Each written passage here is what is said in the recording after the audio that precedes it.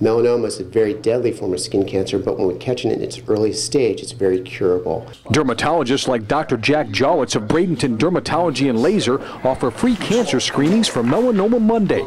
Just through the first few hours, he's already found 5 cases. 2 of those patients had no idea that they had melanomas, and they had all the warning signs: the asymmetry, the irregular border, the irregular color, and the large diameter. Are there any spots in particular you are concerned about? During another screening, another patient shows Dr. Jowitz a spot he says has been growing on his toe.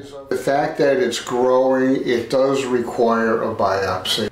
At University Park Dermatology, Dr. David Sachs recently began using a first-of-its-kind device called Melifine to help detect this deadly disease.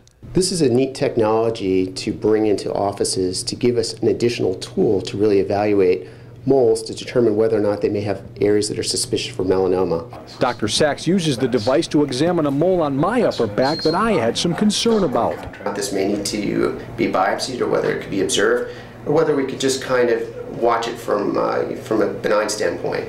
It's going to go through a spectral analysis. It's going to use 10 different wavelengths of light to actually evaluate and examine this area. And if you turn around, you can actually see it on the computer. And thankfully for me, not have to biopsy it.